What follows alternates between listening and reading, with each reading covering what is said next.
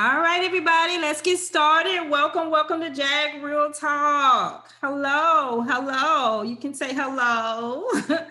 How are you tonight? Hello. How are you tonight? I'm Dr. Tuesday Mahoney. I bring you greetings from Southern University at Shreveport, the home of the mighty JAGs. Under the leadership of Dr. Rodney Ellis, our Chancellor, and also our Vice Chancellor of Student Affairs and Enrollment Management, Dr. Melva Williams, in their absence tonight. We literally just got off of another international event with them. But tonight we're so excited because we are dedicated to our students, especially our residential life students in our JAG War Courtyard, our housing facility here at Southern University. I am the Assistant Vice Chancellor for Assistant Vice Chancellor for College Success, College Access. I'm losing it today. And my role is to assist around 10 to 11 of our departments that work with college readiness opportunities pre-entry into the university. So we have our 5 trio upward bound programs that serve our high school students 9th through 10th grade. We also have our middle school program that serves 865 middle schoolers every year, our educational talent search program. We have our adult education programs. We have the educational opportunity centers that support adults 19 and beyond with college preparation and college entry. We also have our veterans Upward Bound program. You know, we just had our veterans event on campus, and we do appreciate all of our veterans on the call today. Thank you for your service. We have our Veterans Upward Bound program that's here to provide our veterans, 125 veterans every year, with opportunities to re-enter our college programs here at Southern University, Shreveport, or any school of their choice for that matter. And then we have our adult education program where we partner with the city of Shreveport, offering the Youth Network Initiative opportunity for 16 to 24-year-olds, getting them back in school and back towards that track towards educational success. So we're excited about that program. We also serve over 600 high school students through our dual enrollment project, which works throughout this Region 7 with high school districts, allowing our students a jump start at college. So I don't know if you're familiar with our dual enrollment program, but Southern University is the largest dual enrollment program in the state. And we're also the only dual enrollment program that offers early college, where we have students graduate with their certificate and or associate degree. We had 3 students from Booker T. Washington graduate with their associate degree time of high school graduation. So we're really excited about that. Miss Marcy Collins, who's the president of Zeta Phi Beta Sorority, that's with us tonight. She's actually one of our dual enrollment math instructors that's very diligent with that project. So we appreciate her as well. And I'll be introducing her in just a second. And then also, we just held the first collaboration for our Southern University system. All of our international departments on Southern University, New Orleans, Baton Rouge campus, and here in Shreveport, we were able to host our International Week, which is also this week. And we had a great conversation not too long ago about international education. So I also oversee that. I wanted to start off by introducing my Title IX assistant for JAG Real Talk. Miss Annie Morris is on the line. So Miss Morris, thank you so much. She is an educational specialist for the Educational Opportunity Centers, but she has volunteered her time to work with the Title IX department in the evenings with our residential life to ensure that we are living and learning in a healthy and safe manner. So we're really excited about that. What is Title IX? So Title IX, of course, deals with compliance and alleviating sexual harassment as well as gender discrimination at an institution. So every educational institution in our nation, we're required to have a Title IX compliance component. I am the Title IX compliance officer for the Shreveport campus under the Southern University system, and we have a no tolerance policy on our campus. Not only that, we provide sexual harassment training for our students as well as our faculty and staff every year to ensure that we have a sexual harassment and gender discrimination-free campus. If you are a student on the call, welcome. If you experience any sexual harassment or gender discrimination, then I would be the person you would reach out to, as well as anyone on our campus that can share that with me, and we can work with you to make sure that you are safe. With that being said, we're going to kick off our night with our guest. So I am going to introduce, our topic, by the way, I'm sorry. Our topic is sexual education as well as health and wellness on a college campus. And I'm so excited to have partnered with the ladies of Zeta Phi Beta chapter. Zeta Phi Beta Sorority Incorporated. Sorry, I'm stumbling here. I want to get this right. Zeta, Iota, Zeta chapter. Yes, and so I'm introducing to you once again one of our beloved faculty members and dedicated and diligent faculty member, Mrs. Marcy Collins. And I'm going to allow her to unmute herself. And I want to thank you and your members for joining us tonight to help ensure that our students have a successful and healthy way of living on the college campus. So Ms. Collins, at this time, we are going to turn it over to your team and allow you to embrace us with a lot of wonderful resources and experiences. Also, by the way, students receive the JAG bag. So if you have a JAG bag, can you hold it up, Mr. Davey? Right. Yay. Thank you. Yes. And so the JAG bags were sponsored by the Zeta Iota Zeta chapter. And we thank you so much. They were very nice. And we were also able to add some resources in from the Department of Health and also from, and I see Miss Virginia Player, one of my favorite advocates in this city here from the Philadelphia Center.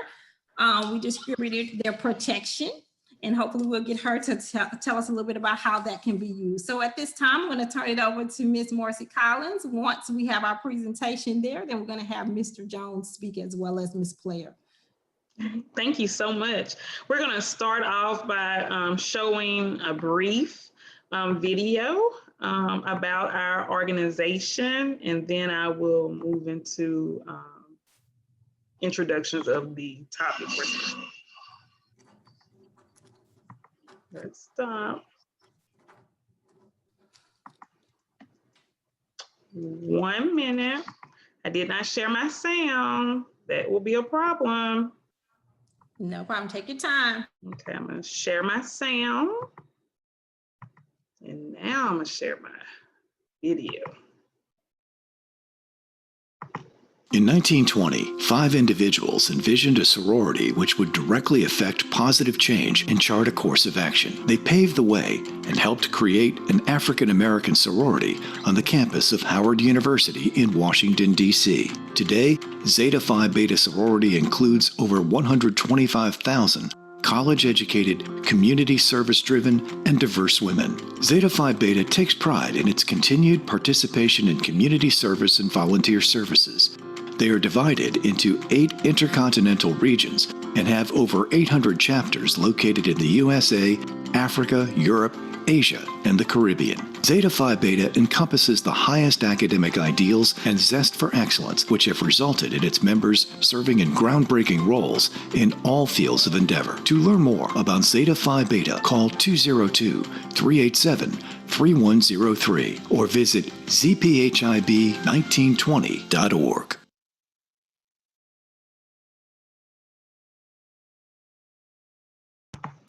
Okay, that was just a brief video about our organization, but we always love to pay tribute to our founders.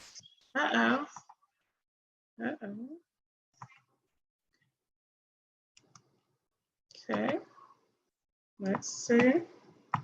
Okay, I apologize, the video popped up in the back, so I apologize. However, we always want to pay homage to our founders because without them, we would not be here 100 years later, standing on the principles of scholarship, service, sisterhood, and final womanhood.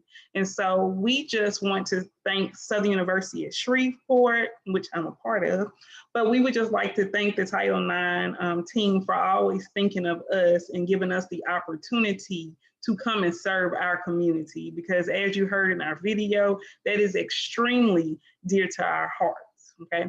And so I think this might be our fourth opportunity to come and have JAG Real Talk Tuesday with the students at Southern University at Shreveport.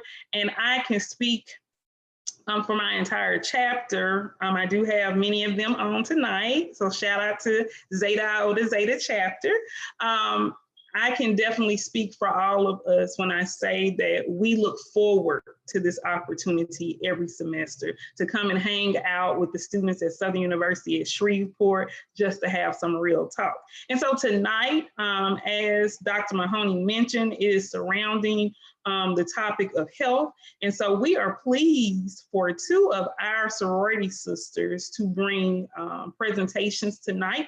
And we're going to kick it off tonight with my sorority sister, Dr. Kimberly Law, who's going to talk to us about being kind to our mind. Dr. Law, it's in your hands.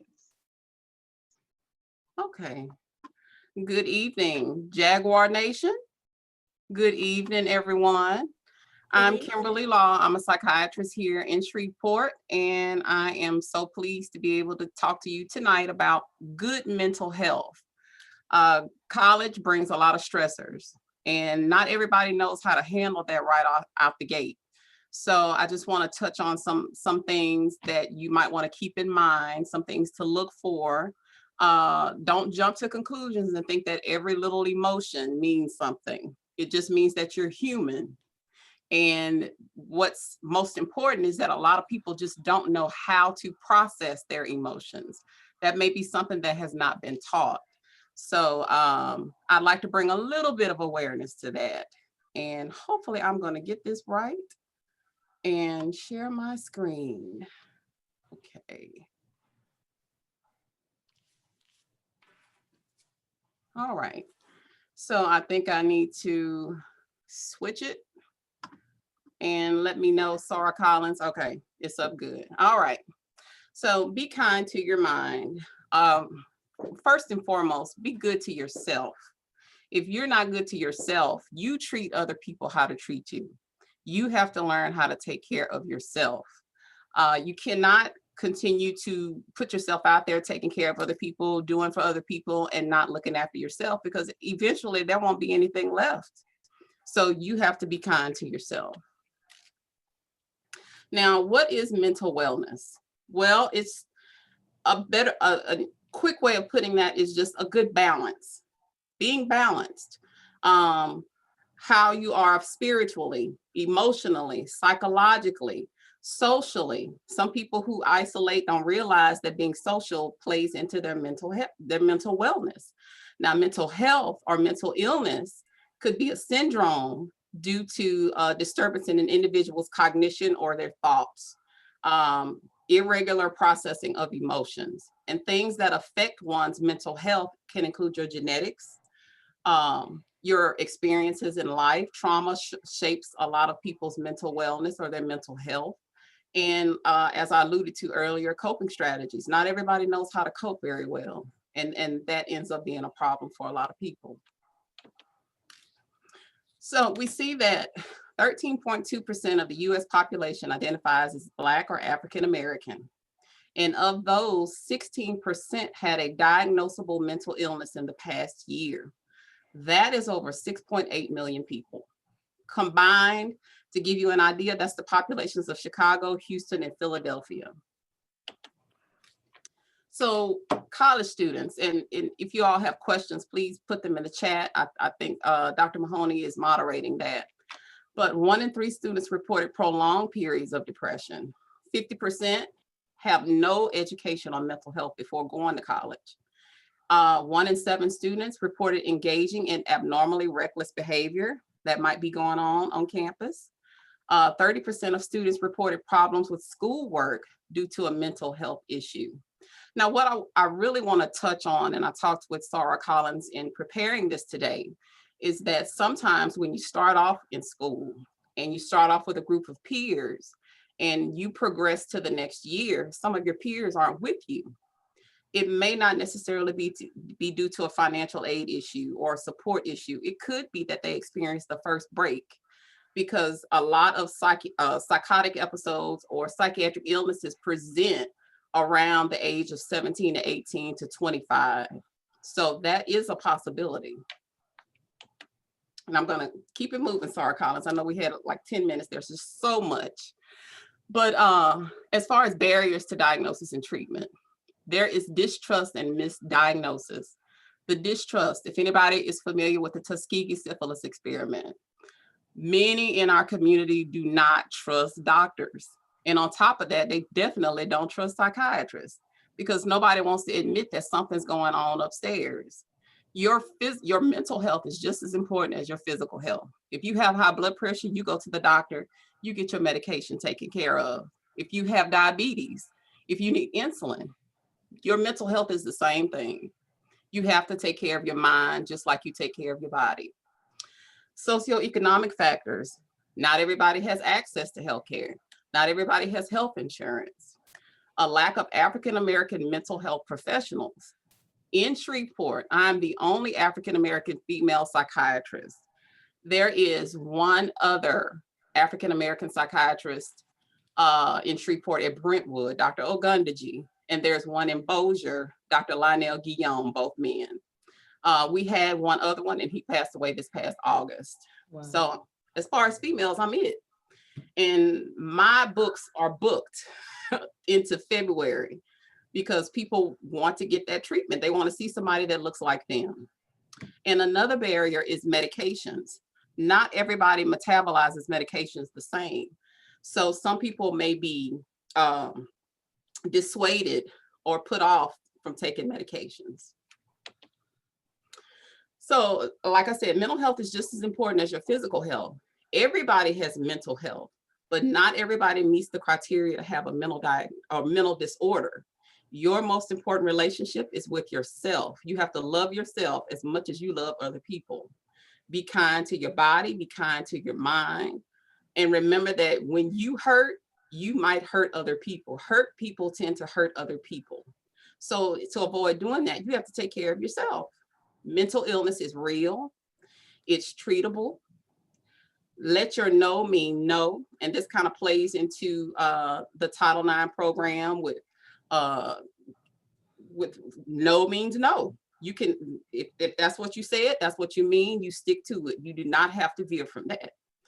And address your basic needs daily through activities like your proper nutrition, exercising, proper sleep, intimacy, and healthy social interactions. Now, I did dig around a little bit and ask some people what they thought was important for college students. And a couple of my Facebook groups, the psychiatrist said sleep is what they see students lacking on so much. Not having a good sleep schedule, poor organizational skills, not exercising, not taking care of themselves. And so many of my students that I have who are college students don't have a good sleep schedule. And they tell me all the time, excuse me, y'all, it got hot in here. So sleep is very important. Early signs of that something might be going on. If your grades aren't so good anymore, you're worrying all the time, you're anxious all the time, or skipping and sleeping through classes, avoiding campus activities, not going out, not participating with other people, nightmares, aggression toward other people, outbursts, feeling depressed, irritable, or just sad. Those are all signs and things to think, okay, maybe something's going on, either with myself or with a friend or with someone that I care about. And these are just two apps for helping you or helping anyone to establish a routine. Now, one of the apps, you have to get up, you have to scan a barcode. So that forces you to get up and establish a routine, because you get up, you get out of bed, you're awake, you're moving. Also, meditation is important. just get somewhere where you can be quiet. And we're a tech savvy world. So you can have access to all those apps through the Apple Store, through, I forget what it is for Google for Android, the Google Store, I think it is. But you can download all kinds of apps to help you with keeping yourself on track, keeping yourself on a schedule, meditation activities to keep you balanced. Again, be kind to yourself, love yourself, care about yourself enough to do what's best for you. Recognize what sets you off. Recognize what doesn't help you. Recognize what hurts you. Take good care of yourself. Treat yourself. It's okay. Now, we can't go out and eat like we used to, but plenty of times I've gone out to eat by myself and I have the most peace. Take care of yourself. Be your own Valentine. Take a break. Pull back. If you're too busy, sometimes you have to pull back. Sit down and take a break. And be kind to yourself and to your mind. Treat yourself like you would want someone else to be treated.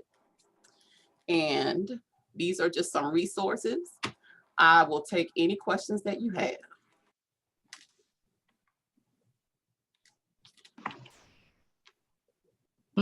I just want to say awesome job, Dr. Law. Oh, thank you. Yeah. And I just wanted to maybe just, I guess maybe echo some of the things you said. I know I'm not a psychologist, but as you were talking through some of the concerns, you know, I'm not concerns, but some things that are like early signs of maybe, you know, needing to take a break, you know, getting to yourself and calming down. I just think back to college, you know what I mean? I was that type of student who was like an overachiever. And so, you know, I was worrying all the time and I did lack sleep because because I was up all night, and that even goes to a routine type thing, right? Because my routine was, okay, I'll just stay up as long as I need to get my work in, right? And, you know, make sure things were submitted on time. But, you know, when I think back to that, you know, as from an adult standpoint, I wish I, you know, had kind of just taken time to kind of depress, you know what I mean? Just kind of just take time to myself. Don't get so anxious because things, you know, will work out, you know what I mean? And sometimes it's better when you calm down, you know what I mean? That's when they work out the best. So I just, you know, as you were talking about the college highlights, you know, where college students tend to have some issues, I just thought about myself, you know what I mean? In college, you know? Absolutely. So I just wanted to echo what you were saying. And find somebody to reach out to. Find somebody that you can talk to. That's important to have. And it looks like there are plenty of people on your campus that you can go to. Y'all seem pretty open and very warm. So find somebody. And if they don't know, I'm pretty sure they'll help you find someone who does. Yes. Do we have any students that have any questions? This is some good stuff. Ms. Trinati, you had a question in chat. Go ahead. What's that?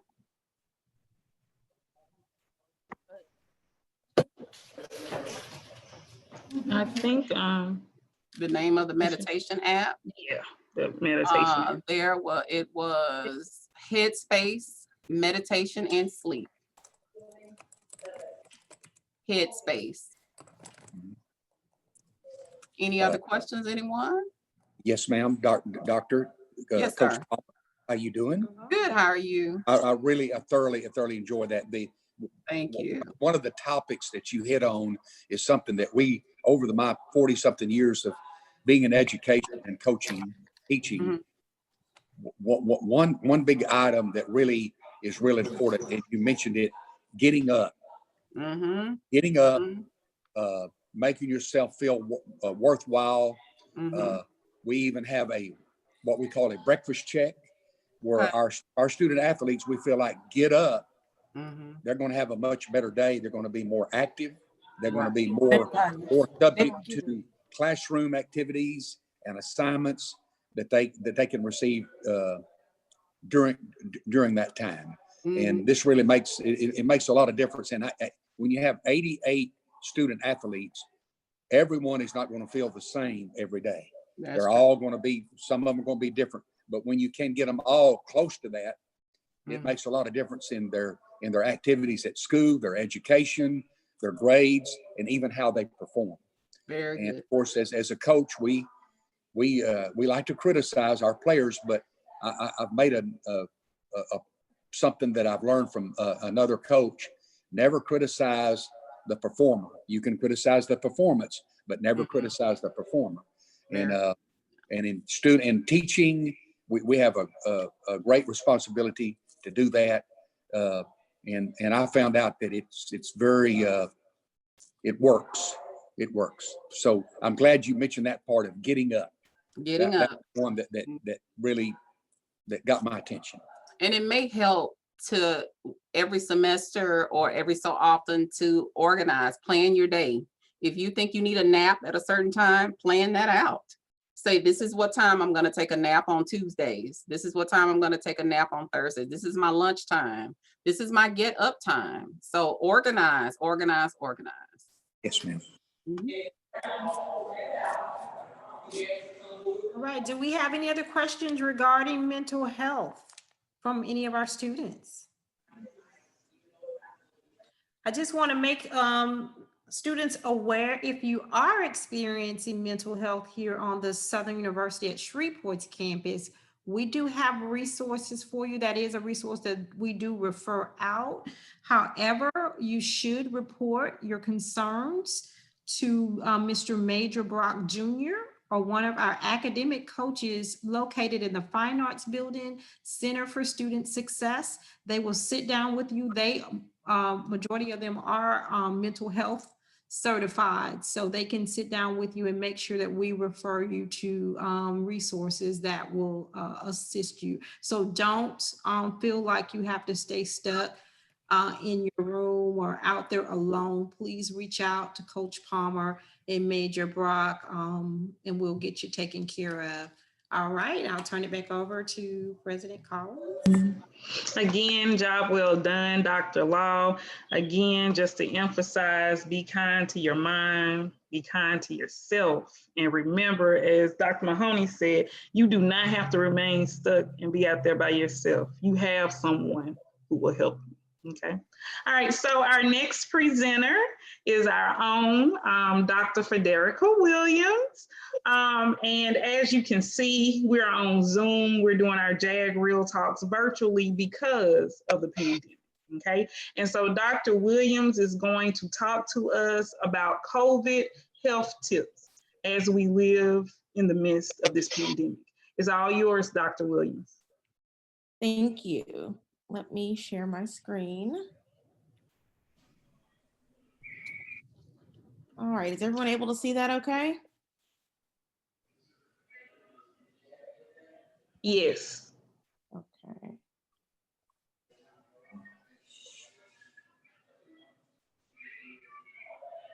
Excuse me.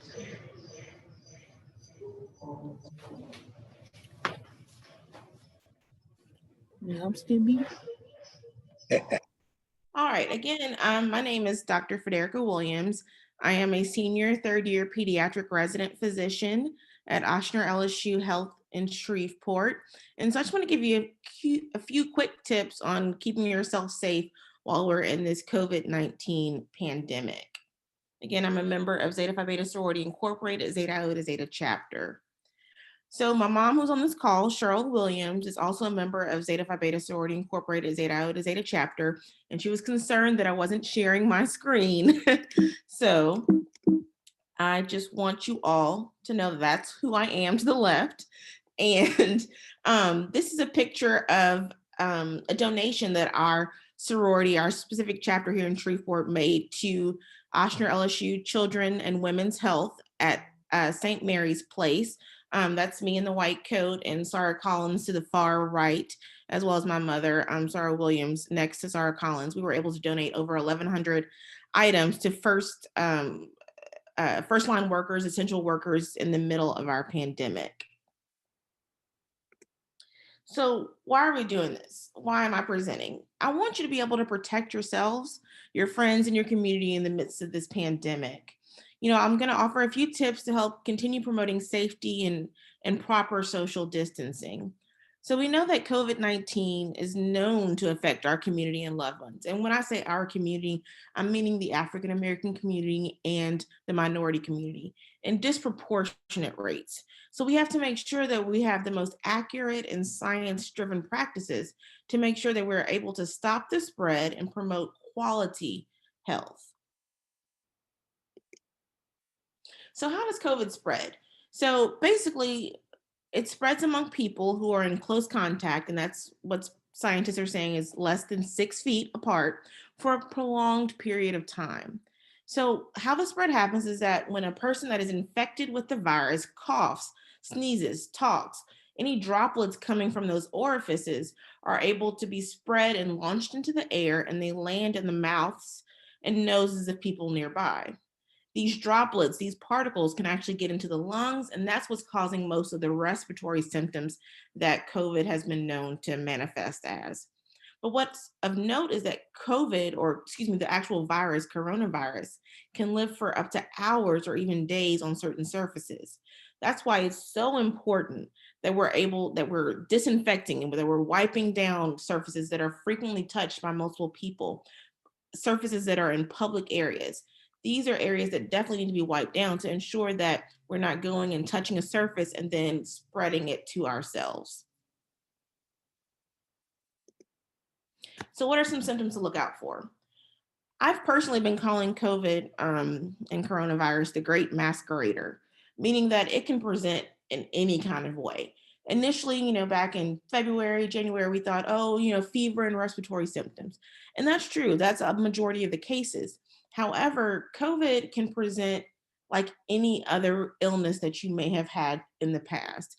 In our pediatric clinic and in the hospital and patients that I've seen in the ICU and on our floor, some of them come in with just a tummy ache and found out that they had COVID. So I don't want you to look at this list as being all inclusive, but just know that these are some of the top symptoms to be looking out for.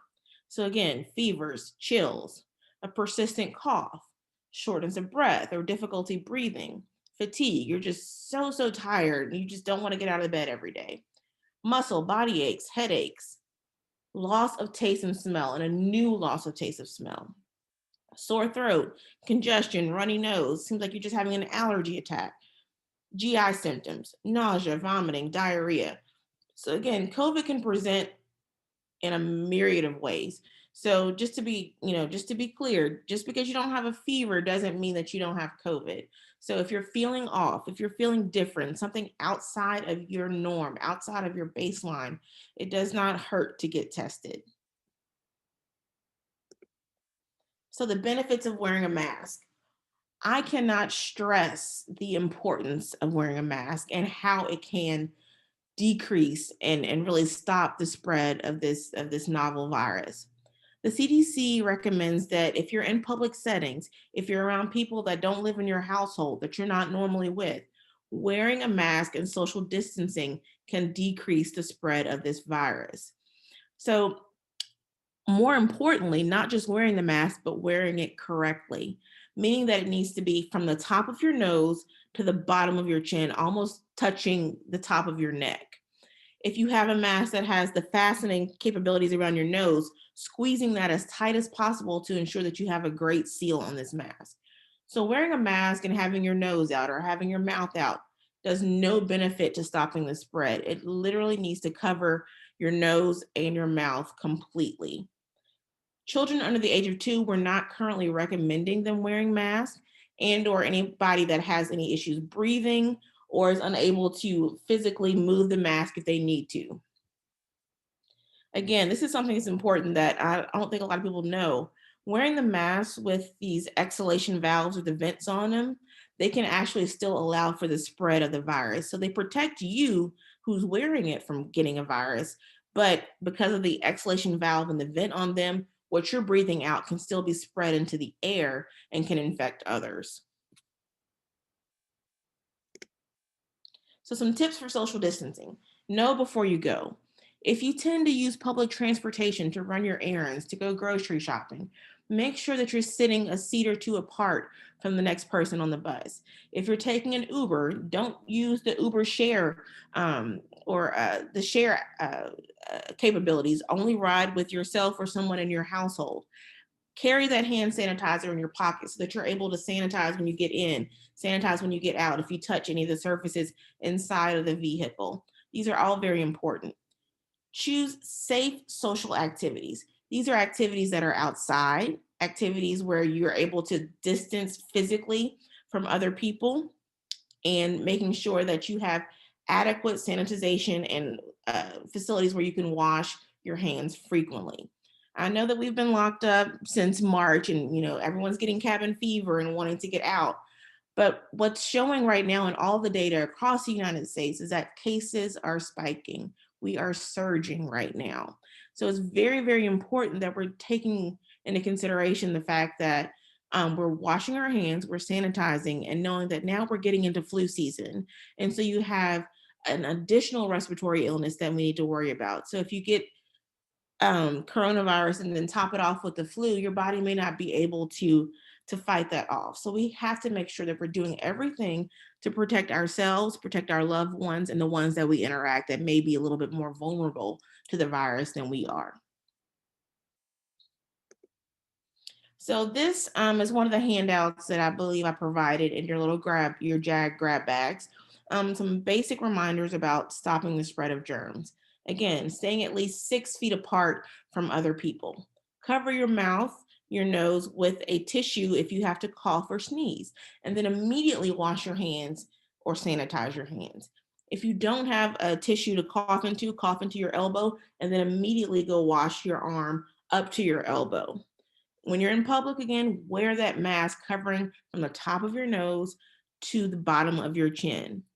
Don't touch your eyes, nose, or mouth. Again, this goes back to COVID, or the virus being able to live on surfaces. So if you touch a table or you're touching a door handle out in public, and then you go to rub your eyes or put your finger in your mouth because you bite your fingernails, that's another way for you to spread the virus to yourself. So again, don't touch your eyes, nose, or mouth because those are the open areas where the virus can enter into your body.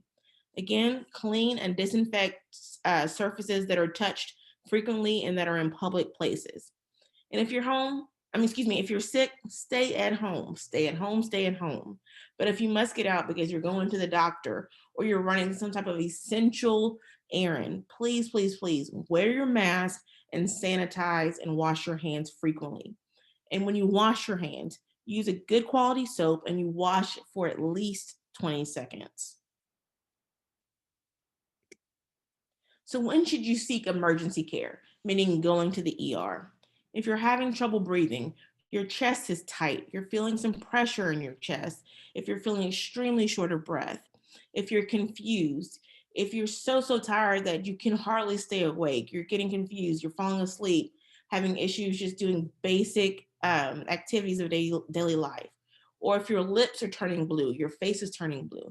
These are all signs of not enough oxygen getting to your brain and to your face. So those are all critical emergencies. So go to your ER if you're experiencing these symptoms. However, if you're not experiencing these specific symptoms, I would encourage you to go to your local or your regular PCP, your regular doctor, or one of the urgent cares that are set up all across the Shreveport-Bossier area. So if you have COVID, or you're suspected to have COVID because you've had a close contact, the main thing is to stay at home. Stay at home, stay at home, especially if you're stable, you're not experiencing any of those other critical symptoms, stay at home. I can speak to you personally from knowing what the ER census at Oshner LSU is. It is packed. The wait time is 3 to 4 hours at times just to get in because of the surging numbers of this coronavirus. So if you're stable, you stay at home. But of course, if you're having any serious symptom, definitely do not hesitate to go to the ER.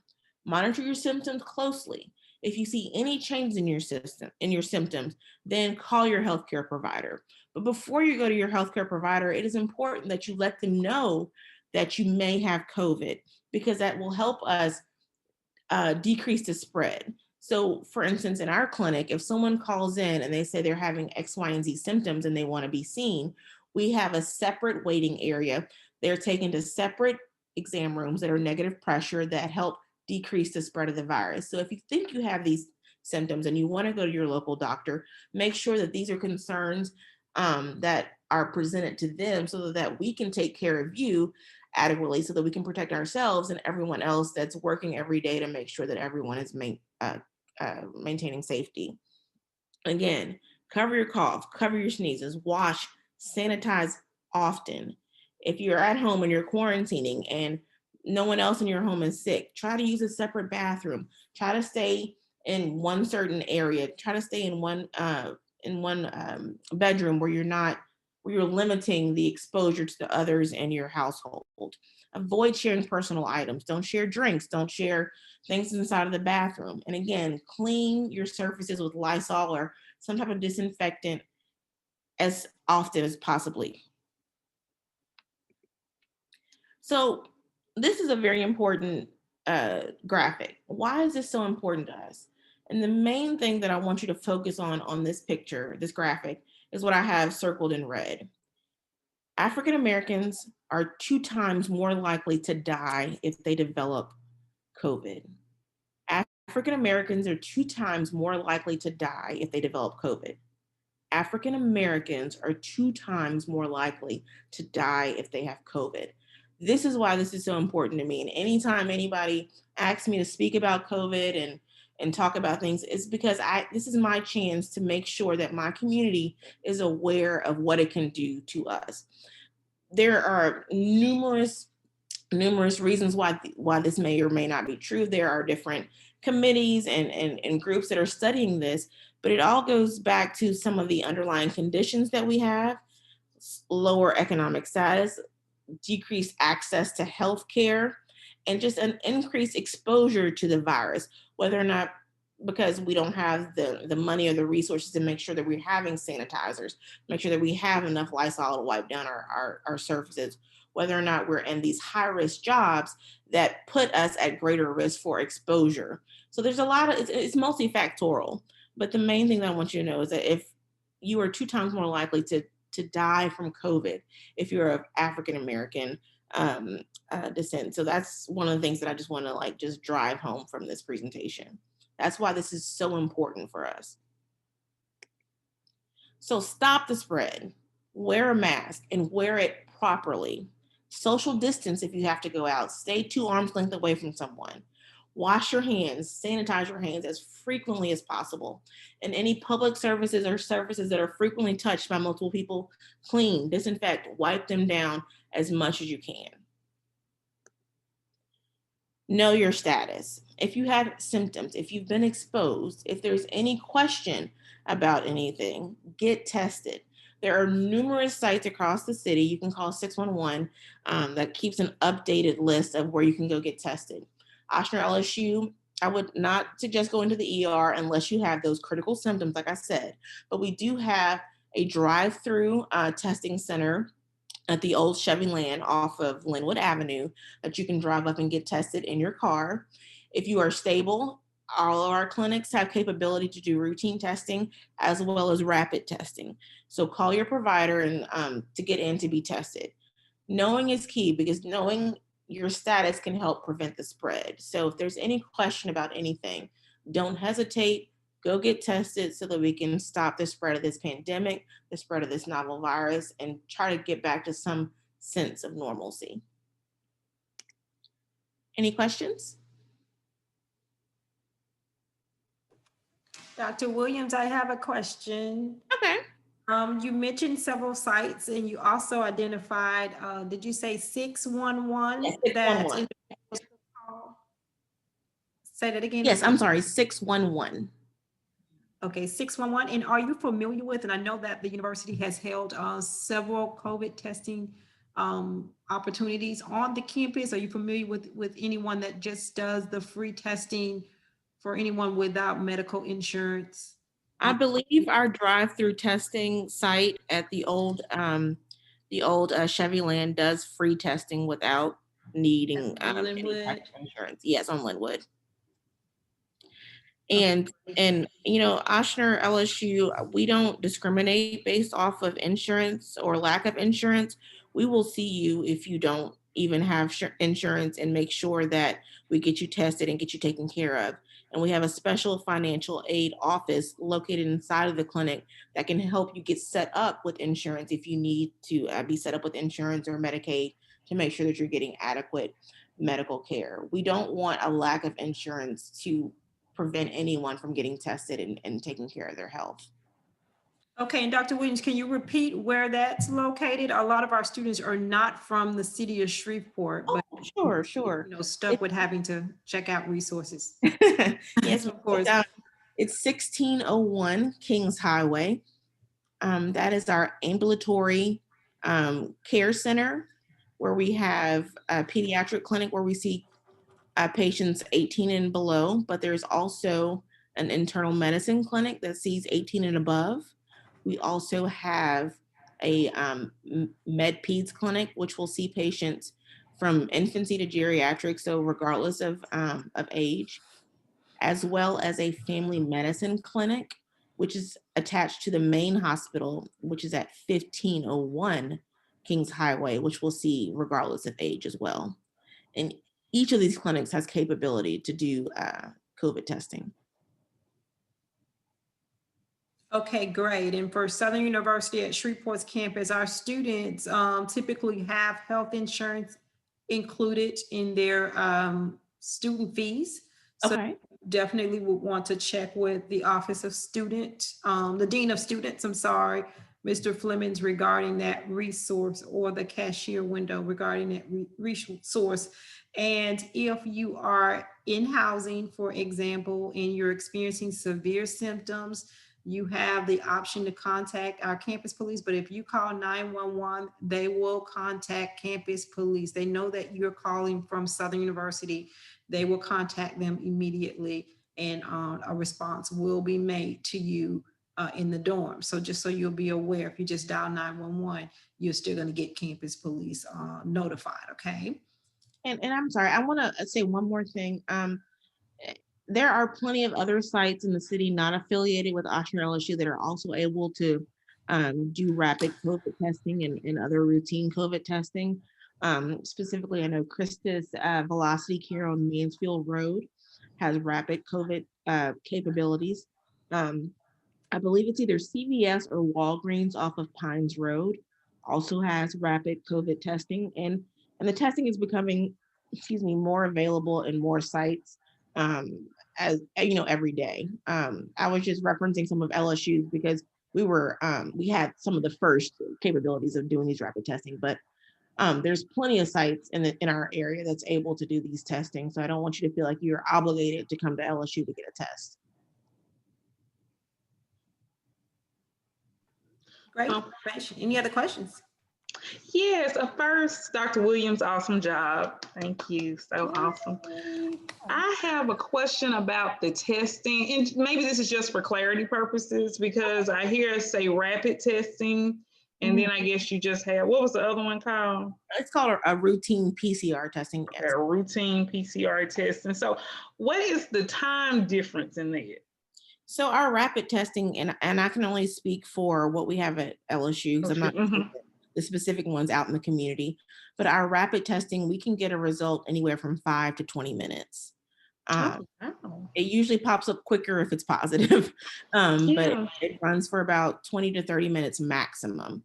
So that's your rapid testing. It's not as invasive. It's still a nasal test where we swab both nares, but it does not go all the way back. If you've ever experienced one of those other tests that go all the way back, it's not fun, it's painful, but that's not what the rapid is. The rapid is more superficial in both of the nares. Now, when it comes to the routine testing, depending on the backlog, and it can be anywhere from 12 hours to 36 hours to get a result. And I know a lot of the clinics out in the community are sending their tests to LSU. And so LSU currently is on a backlog a little bit, where some of our tests where we would get at 12 hours is taking maybe a day or two to get the results back. But you're still getting them back in 2 to 3 days tops. So the routine test is more specific and more sensitive, meaning that if you get a negative, it's more likely to be negative. Whereas the rapid tests do have a little bit more false negative rate. So if there's no immediate concern, I always recommend the routine test. It takes a little bit longer to get the result, but you know that your result is pretty accurate. Whereas the routine test, it can be a false negative. So that's the main difference. But the routine is the one that's kind of, it takes a lot out of you because it goes all the way up both nares and you got to hold it there for 10 seconds and swirl it around. So it's not as pleasant, but it gives you a more accurate result. Okay, thank you. Okay. Thank you again, Dr. Williams. Awesome job. Thank you for your attention and the opportunity to speak. All right, do we have any other questions? And yeah, there we go. Great. And Coach Palmer, were you able to quickly share that we do have quarantine measures in place for our students that live on campus? I'm gonna unmute you. Okay.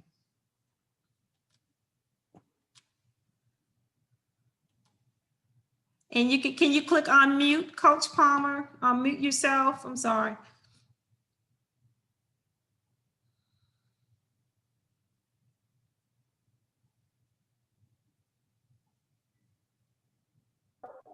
There you go. Have we got it now? Yes, sir. Could you just tell Okay. us really quick so the students will be aware of the alternatives for Yes. guarding their safety? Well, what was, like you said, safety is very important and crucial in this situation. We like to get a negative proof test. And if they're quarantined more than 14 days, we still want them, when they return, to bring that negative test with them. And that ensures us that they've been quarantined within 14 days and the doctor has assigned them ready to go back to school. And if students live on campus and they don't have any alternative place to go, do we have an option for them, just so students will be aware? Yeah, we will make sure that they get to the appropriate place. Okay, and then there are quarantine designated rooms. Oh, yes, ma'am. Yes, ma'am. Okay, excellent. Well, thank you so much, Dr. Williams. That was very informative. We appreciate you so much with the details on COVID-19. And I just heard on the news that we might be heading back into the direction of a full-fledged quarantine, and people are already buying the tissue up. So just go get prepared. And then, of course, mental health is so important. Throughout your time at home, a lot of people are alone, and a lot of people will be left alone. So mental health and the resources that Dr. Law shared with us is just as valuable and important during a quarantine procedure as possible. So thank you so much. Ms. Collins, do you have anything in addition to add? No, I'll just echo what you said, and of course what Dr. Williams and Dr. Law said. I just want us to realize that this is real. It's not fake, okay? No matter how others might think it's fake, it's not going to impact you. Believe it will, okay? And so I would just say, please, as you go out, mask up, be careful. Use your mind when you go to gatherings, right? And make sure that you are social distancing, if you have to be there, you know what I mean? But again, this is real. Mask up. We need to stop the spread. Okay. Yes. Thank you all again so much. All right, thank you, ladies of Zeta Phi Beta, the Zeta Iota chapter here in Shreveport. Yeah, so let me also say that. Okay. Go ahead, Dr. Law. No. Go, Dr. Law. Definitely, if you're having emotional issues, get help as an outpatient. The last place you want to be is on an inpatient unit during COVID. Jesus. Not Wow. comfortable, not comfortable at all. So seek out the help. And people are really suffering now. Like you said, people are at home alone. People don't know how to handle the isolation. There are some people who are just completely losing their cool because they can't do the stuff socially that they used to do before. Me, myself, I'm good. I talk to people all day long. I'm good with just taking taking a long break. But some people really cannot handle that. Right. So seek an outlet, take a walk. You don't have to wear your mask as long as you're out in the open air. But the inpatient unit is not where you want to be right now. That's Right. And Dr. Law, by any chance, did you share your number and your business name? I'm pretty sure it probably was on your PowerPoint, but I just didn't know. I did not put the number. I have two businesses. I have my primary psychiatric practice is Grace Behavioral Health Solutions. And I have another one where I deal with opiate addictions, and that one is called Passage to Recovery. And we are on social media. We're on Facebook. We respond to messages on Facebook. If you have questions, I also treat patients at a lot of Medicaid funded facilities. So, and some of those facilities also take private insurances, Medicare. So you can find me if you need me. Just call this office, 861-7340. Ask for Cassandra, who's the office manager and also my sister. And she will match you up. What was your number again? 861, area code 318-861-7340. 40. You said ask for Miss Cassandra. Yes, ma'am. And Dr. Law, thank you for sharing your information. We hope that we can get permission from you to place you on our referral list for our mental health process here at Southern University Shreveport, if you don't mind. Absolutely. We can share and spread your information because we do have a lot of students that experience various challenges on our campus, and we want to make sure that they are prepared mentally to overcome whatever those may be in the classroom and or living on campus. So thank you so much. Thank you. As you can see, students, we have professional individuals, doctors on the line here. These are medical doctors, and we're just so appreciative of their accomplishments, and we want to say thank you for being in there and serving our community. And students, these young ladies, you too, gentlemen and young ladies can become whatever it is that your mind to become. So that's what's so important about tonight, and having the ladies of Zeta Phi Beta at this level of esteem present to us. So appreciate for your time, your busy schedule moving forward. And we understand that your time is important. So if you have to leave us, we get that. All right, we're going to move on to our second segment, which is pretty much public health and sexual education. So we have two awesome speakers. We're going to ask that the speakers share about 5 minutes or so of their resources. Once again, it's students in your grab bag. You should have information that our presenters just shared with you. And also you should have some wonderful gifts that we put in there for your safety, Miss Annie and I, and the residential assistance provided for you today. So I'm really excited about that. So I'm going to turn it over to Mr. Charles Jones. He's new to us. So I'm eager to find out about your agency and about you and how you can assist our students here at Southern University in the areas of public health and safety. Hey, good evening. I'm Charles Jones with the Office of Public Health. I'm a disease intervention specialist. Basically, in a nutshell, what I am is a contact tracer, but also an educator at the same time. Because when we go to your house or when we're asking you questions, it's just not about, okay, where have you been and who do I have to contact? It's also about what got us into the situation. How can we help the situation? How can we help you not get into the same situation again? And make you feel comfortable about safe sex, your sexuality. It's the whole nutshell. Everybody tonight has been absolutely wonderful.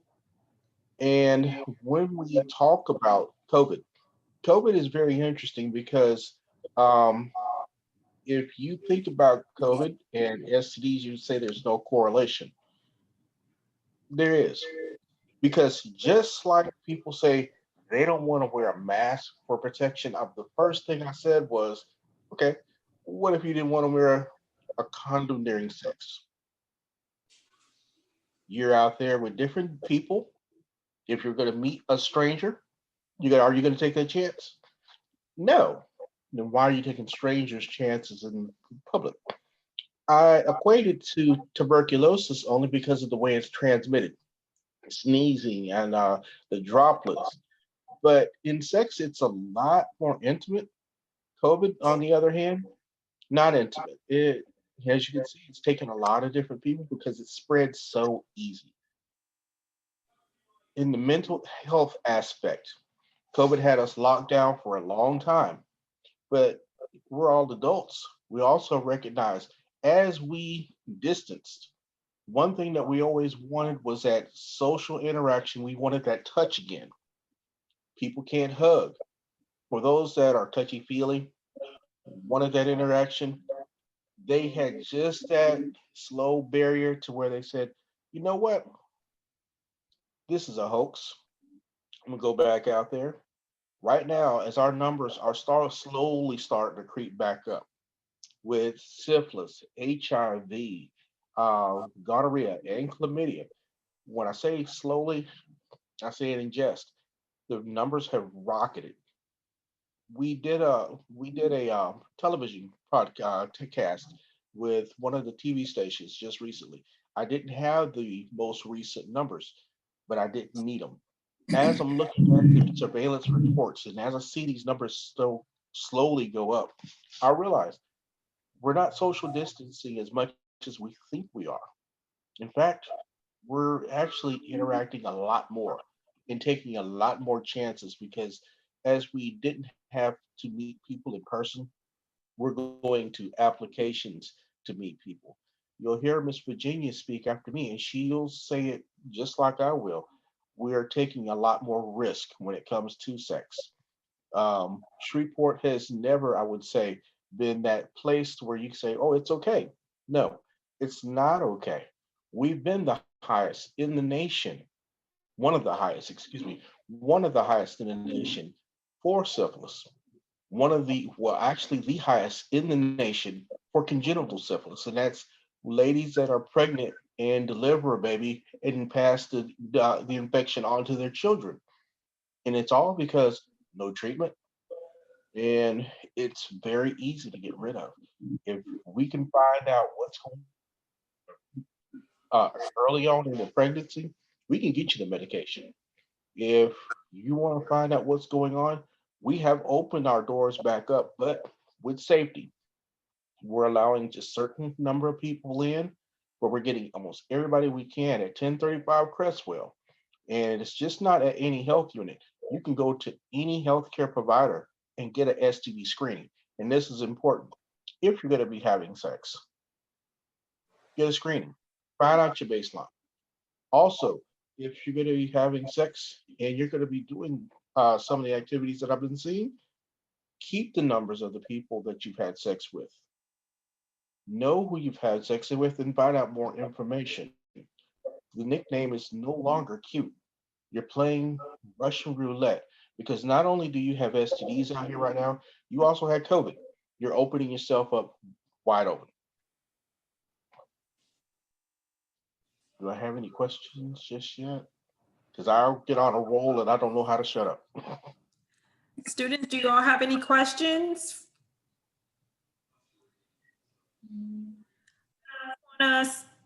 Mr. Jones and maybe Ms. Player will be able to talk about this. So what I'm going to do is just allow Ms. Player to kind of come in and share who she is and her focus and emphasis, and then we can address questions simultaneously regarding the topic, which I think she might cover a little bit of what I'm about to ask. So Ms. Player, can you unmute yourself if she's there?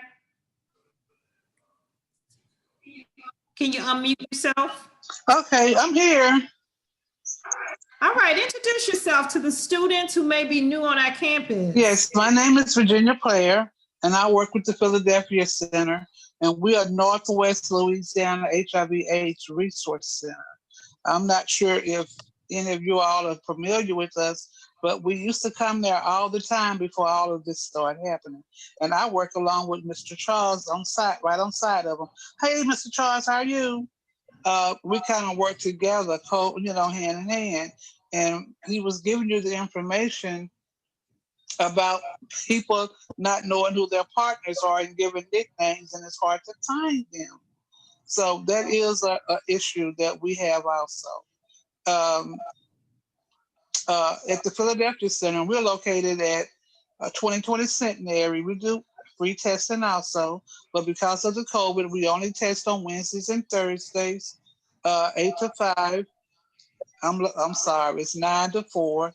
And we are, it's appointment only. So you called us and we'll make an appointment and you come out. And unlike the health unit, we only test for HIV, syphilis, and hepatitis C. And it's rapid. You get your results within 20 minutes. And it's free. It's free. So I'm open to any questions that you may have. Well, I have a question, and either one of you could address it. The concerns with our STD rates rising in the state of Louisiana. I know because we've been through this quarantine and when our lifestyles have changed tremendously. I've just noticed that more students are more involved with the kind of like a quickie with an oral sex and even a lot of anal kind of. Yes. Yep. Obsession going on here. I don't know what's happening with that, but could you all speak on the safety in that aspect and what students can do to protect themselves in those two different forms of contact? Do you want it, Charles? I'll take it. Okay. Safety wise, not safe at all because we, as they do the exams, to put it nicely, the anal sex, condoms are not used, and it's become commonplace that we hear it all the time. And as we say, we don't judge. When they're doing the anal sex, a lot of times what they're doing is going back to other orifices. To go to another orifice before you clean off can cause other infections, yeast infections and such. There's other complications that are involved with anal sex. You can actually stretch the sphincter muscles to where they don't collapse like they're supposed to anymore. The oral sex, the thing about it is just like any other sexual way you're going to have sex, you're going to catch an STD. Gonorrhea, chlamydia, syphilis, HIV, all can be spread by anal, oral, or vaginal sex unprotected. And the more risk you're taking, you're putting yourself out there. It's just not safe. Just because it's popular doesn't mean it's best for you. Thank you. And to add on to that, that Charles was talking about, some STDs, you can have them in more places than one. Some of them is wherever you have the sex at is where the STD is. So if you have an anal sex, then you open yourself up to have an anal syphilis or anal gonorrhea and stuff like that. So you have to really be careful about not only who you're having sex with, but where you're having sex at. And we do have some people that report using condoms for anal sex, but it normally breaks because there's so much friction going on when you're having anal sex, and it's such a tight little area to where condoms, if you're not putting enough lubrication on them, it defeats the purpose once the condom breaks. Okay, do you all have any questions? Anyone else? I just wanted to chime in for a quick second before I have to leave. I think I talked to Mr. Charles a couple of times at the health unit because we call you quite frequently when we're trying to check on the status of different things. But Yes. I can personally say that Louisiana, I've looked into the statistics, we are in the top 5, if not the top 3 states when it comes to gonorrhea, chlamydia, and syphilis. It is prevalent, and I think it's underreported, honestly. And rotating through the nursery in the NICU, we see babies born to mothers with syphilis, and more specifically, untreated syphilis, more often than I am comfortable with. We're having to treat these babies. We're having to do spinal taps on them to make sure that it's not going to their brains. We're having to do x-rays on them because syphilis can affect the bones and how they develop. So I cannot stress it enough to get tested, to know your status, and then not only to know it, but then to come back for the treatment. It's one thing if you know it, but if you're not getting treated, then what's the point? And not just you, the people that you are sexually involved with, they need to be treated as well to stop because it's like a circus. It's a merry-go-round. I mean, if you get treated, but then you go back to that same person, then it's just a cycle that will never end. And so, and I think with COVID and the quarantine, people are finding different ways to entertain themselves, and they're home when they're doing, we in our pediatric clinic, especially in our adolescents, we're seeing we're seeing a spike in our STD cases. Within the past couple of weeks, I know I've treated adolescents for at least 10 different kids with gonorrhea, with chlamydia. And just last week, I had a kid that came in with gonorrhea, chlamydia, syphilis, and trichomonas. Like, we need to make sure that we're getting out the knowledge that you need to protect yourself if you're going to have sexual intercourse. You need to wear a condom. You need to know the status of your partner. You need to make sure that you're doing everything to protect yourself. And if you're a female, if you're a female, you need to make sure that you understand the ramifications that it can have on that baby that we're going to have to see and treat for these untreated illnesses or STDs that you have. And so this is another thing that I'm really passionate about because I've just seen so many spikes in our STD cases since COVID has come into our lives. But get tested, know your status, protect yourself, use adequate protection and things to make sure that you're just keeping yourself safe because these are preventable illnesses, these are things that we can take care of, so okay, I'm gonna get off my soapbox, but I just wanted to good stuff. This is JAG real talk. This is real talk. That's what we're No, Frederica, go ahead and talk some more because it is as frustrating as you are with that. We are on too. my end, it is extremely frustrating. I with me promise in you. this position. It is very frustrating because even doing the contact tracing, about it. Right now, I have a person that's hung up on me 6 times. I've used different phone numbers to call them, and even had a female to call him from a different area code.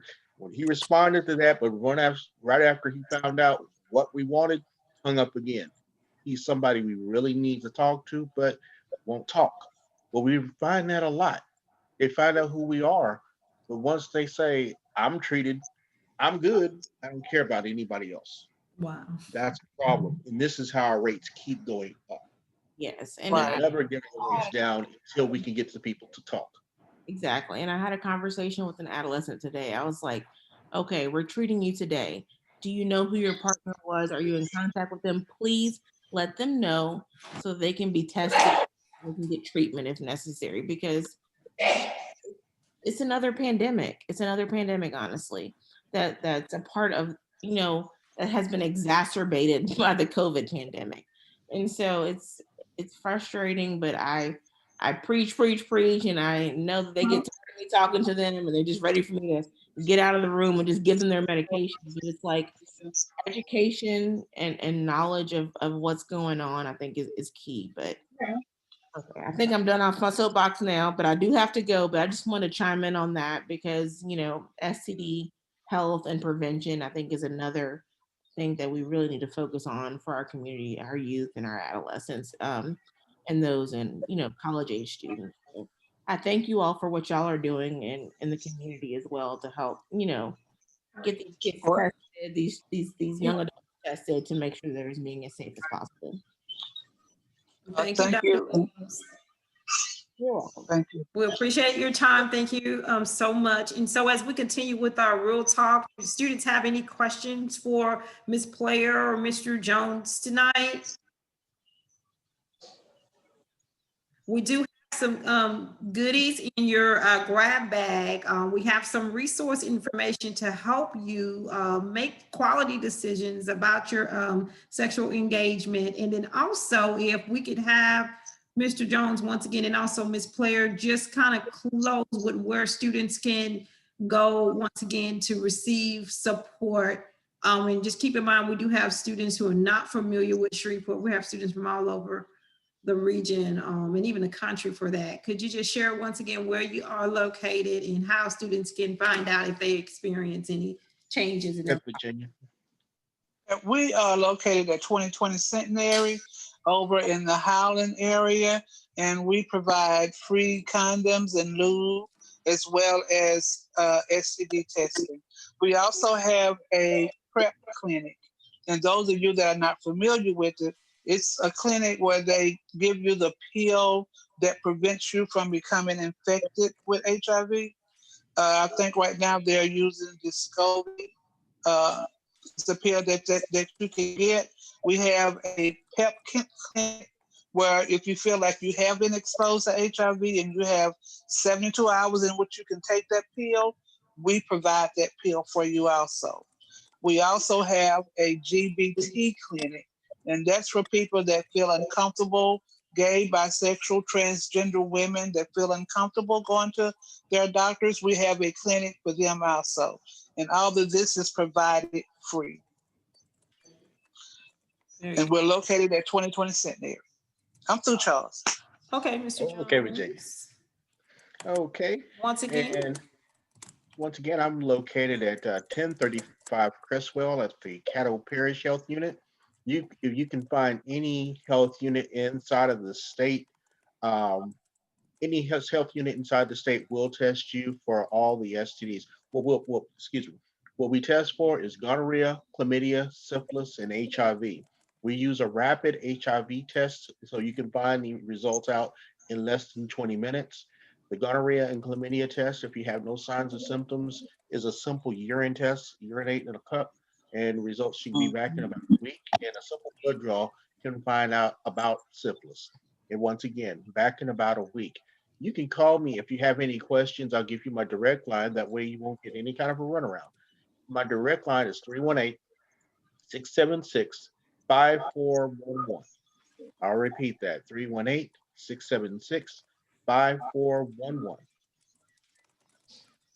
All right, Mr. Jones, thank you so much representing the Office of Public Health here in Caddo Parish. Also, Ms. Virginia Player representing the Philadelphia Center here in our region. We want to thank you for joining us and supporting us once again here at Southern University Shreveport. And for our students that are on the call, please spread the word. Again, we do not want you back in your dorm room addressing these issues or dealing with these issues or these burdens on you by yourself. We do have some wonderful resources out here in the region, and we don't mind you reaching out to us to get those connections made so that we can get you cleared up and or help you manage that situation. So do not fret, reach out to us. I need to add that for American Disabilities Act, we do have Ms. Juriska Ellis, who is our ADA compliance officer. So if you have any disabilities and or any challenges in the classroom and out, please let Ms. Ellis know you do have to self-report. Okay, you do have to self-report. Are there any questions from students and anyone else? All right, well, excellent. Thank you once again. Let me acknowledge all of our speakers. Ms. Annie Morris, of course, once again is my Title IX support here for JAG Real Talk. So I do want to thank you, Mr. Palmer, Danny Palmer, Coach Palmer. I want to thank Coach Palmer. He is the Residential Life Housing Director here for Southern University at Shreveport. I want to thank Miss Marcy Collins. She is the president of the Zeta Iota Zeta chapter of Zeta Phi Beta Sorority Incorporated. They are 100 years old this year, right? Congratulations. Thank you so much. You're welcome. 100 years of service. So thank you and congratulations to Dr. Kimberly Law, member of Zeta Phi Beta Sorority. Thank you so much. She was our mental health speaker. Dr. Frederica Williams spoke on COVID-19, once again, a member of Zeta Phi Beta. And of course, Mr. Charles Jones that we just heard from, Office of Public Health, and then Miss Virginia Player, one of our community advocates. I don't know what we would do without Miss Player. I've been on her forever, and I think I've been STD free because of her. So I appreciate it so much. And also the Philadelphia. Thank you. You're welcome. And that's definitely a blessing. And she provided the condoms and the goodies in your bag related to your sexual safety as well. And at this time, we're going to close with a fun little game just to kind of recap on our topic. Is anybody familiar with Wheel of Fortune?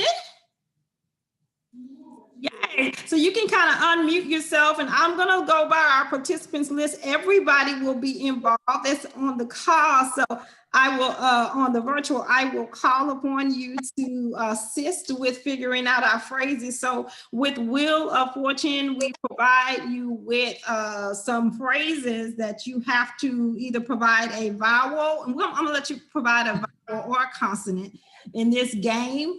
The person that to figure out the phrase at the end will be considered a winner. Okay, and the winner will receive a pizza gift card on behalf of the Title IX office. So ready to get started. Students, unmute yourself. Everybody unmute yourself and get ready to get called upon. I'm going to share my screen. It may be a little loud when it first pops on, but hopefully we'll be okay. Give me just a second.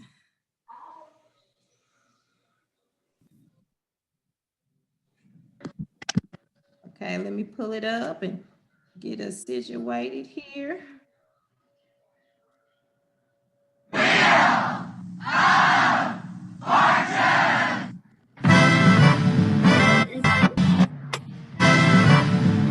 right, Southern JAG. Ready, Southern JAG. University at Shreveport.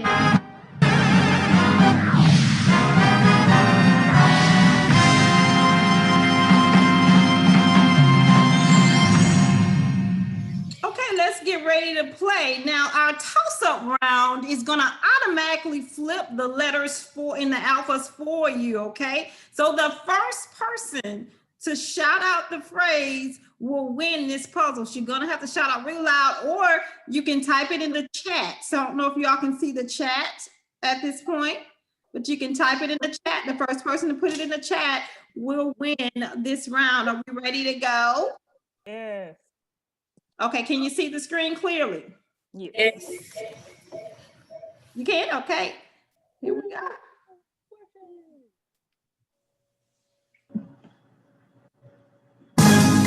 All right. And shout it out or put it in the chat.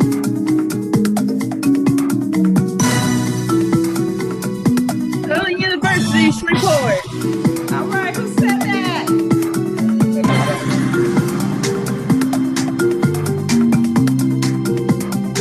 Another go.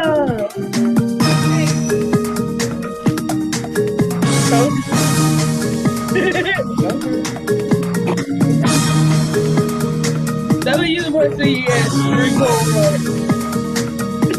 Everybody shout it out. Southern University at Shreveport. University of Shreveport. All right, Southern University at Shreveport. Very, very good. That was our student Trinautica Webb, right? Yeah. All right, our first winner of the night. Very good. Now we're moving into individual round. So I'm going to have to call you by name, and then you get to choose two letters. And if you want to choose two alphas, that's great.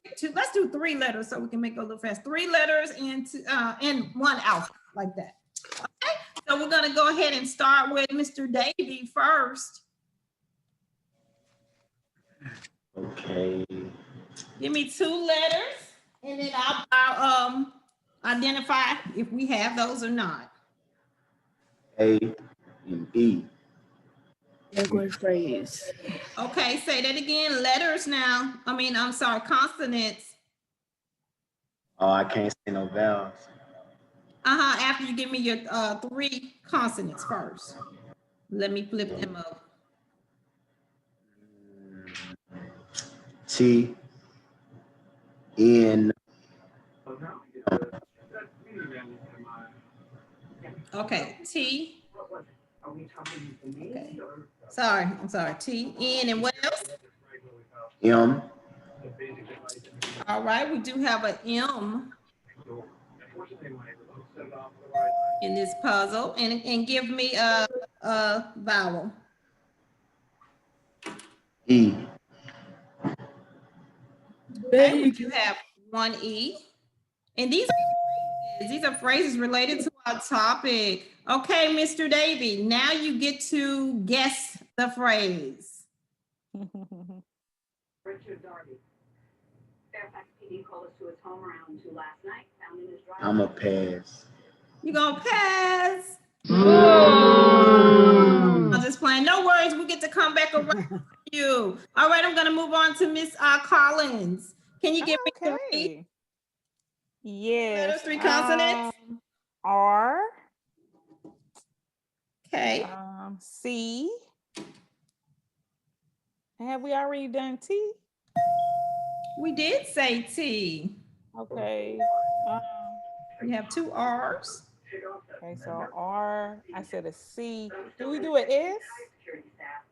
And S. We do not have any C's, but we do have a couple of S's in this here. Okay. All right, and give me 1. Oh, a vowel.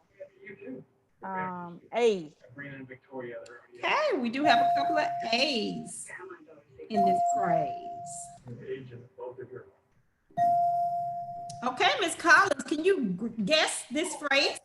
Yes. Something about wearing your mask. Always wear your mask. Hey. Okay, let me get the phrase out there. I'm trying to click without y'all are in the way. Okay, yeah, okay. All right, Miss Collins. Woo!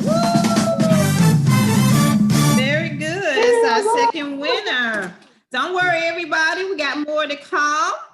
You have a chance to become a big winner. Okay, let's start with our next phrase. And I'm going to go to Miss Trinatica. Please give me 3. And this is a new phrase now. 3 consonants.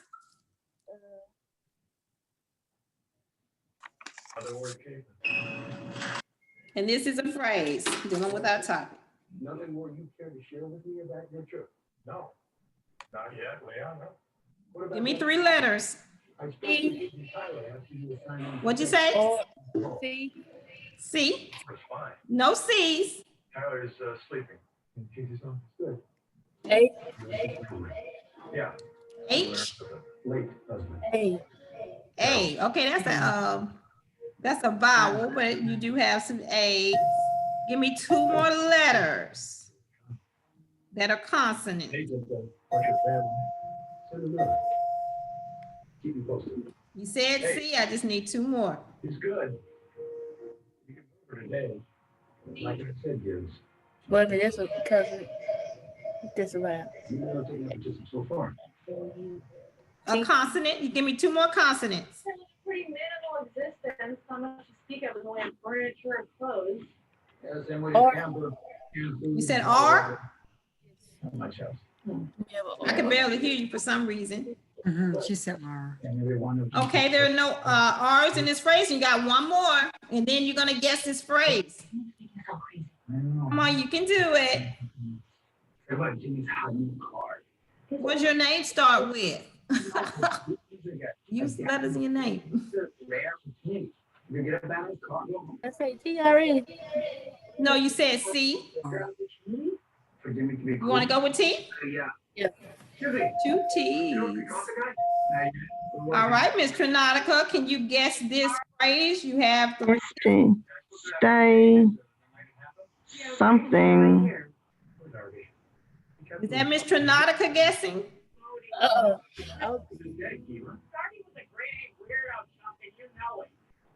To make you feel a shock.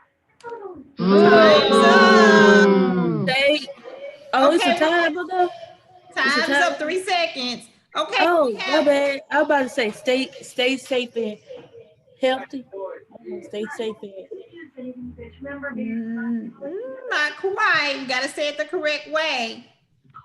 Anybody want to guess? Heard a gunshot around midnight and then a car speeding away. Or Miss Trinautica, you want to guess correctly? Look at your structure of your phrase. stay healthy and safe. Got it.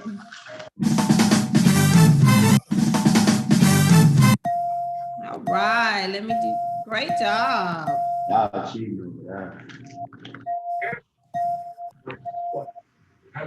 right, Miss Trinautica.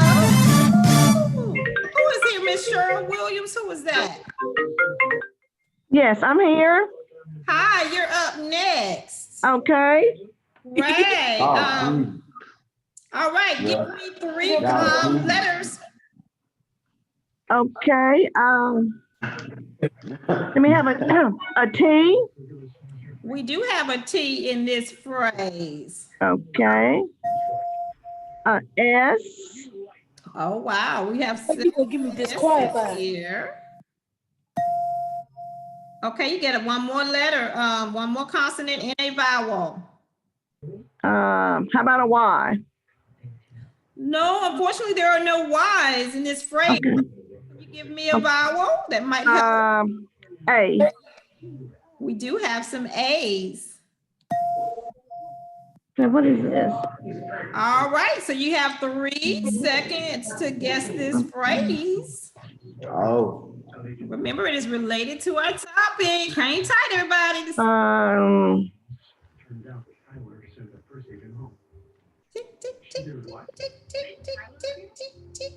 I'll pass.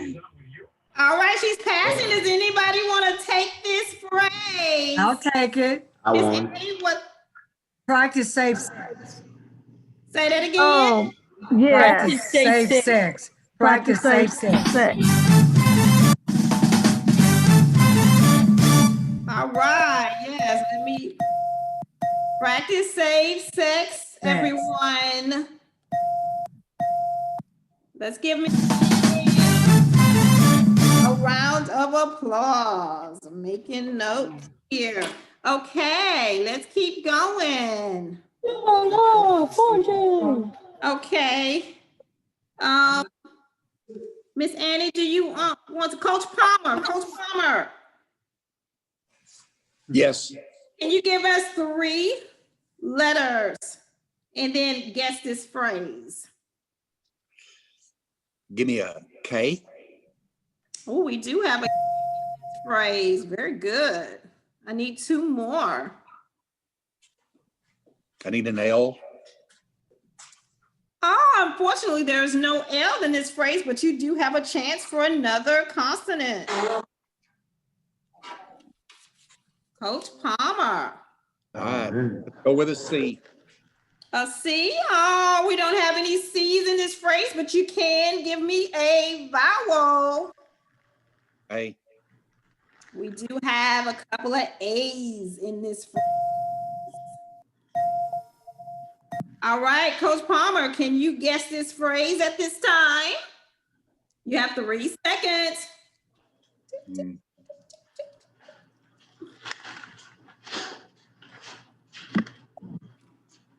No, ma'am. Okay, well, good try. We're gonna move on to Mr. Davey. I think everybody went, Miss Morris. Who else is here? I can barely see y'all, I'm sorry. Okay, yeah, Mr. Jones, are you still with us? What about Miss Anderson? I'm right here. Okay, Mr. Jones, do you want to join us and give us a letter? Sure. Let me go. R has already been used, correct? Yes, it has. Let me go with a D. Okay. A D is a A dog. D? Oh, D. There are no D's in this phrase. D's. Let's see, an N. There is one N in the phrase. Can you guess the phrase?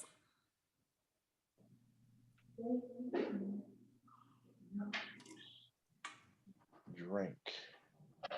Tick, tick, tock. I'm gonna have to pass on this. All right, well, good try. Okay, is Miss Lindell Anderson? Anderson, are you there? Can you unmute yourself if you were playing?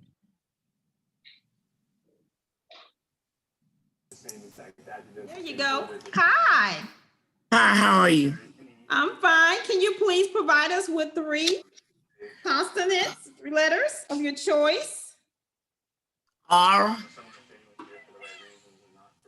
Okay, there's no aura in this phrase. What? S. And there's no S's in this phrase. M. There are no M's in this phrase. Do you want to give us a consonant? I mean, I'm sorry. O. O? Did you say O? Yes. We do have 1 O. Can you guess this one? But I didn't write all of them. Some of them I put in there. No.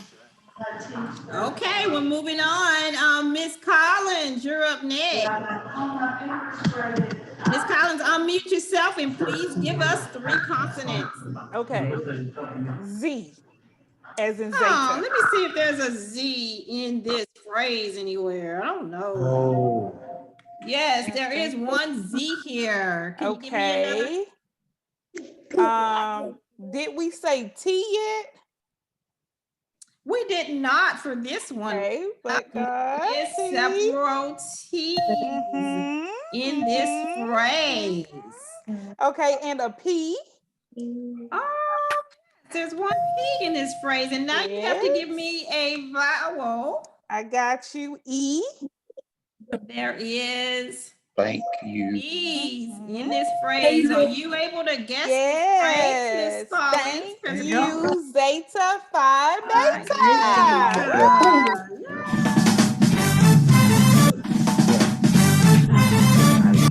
Very good. Thank you to the ladies of Zeta Phi Beta once again for making JAG Real Talk so real for us tonight. And President Collins just won a pizza gift card you can use for your.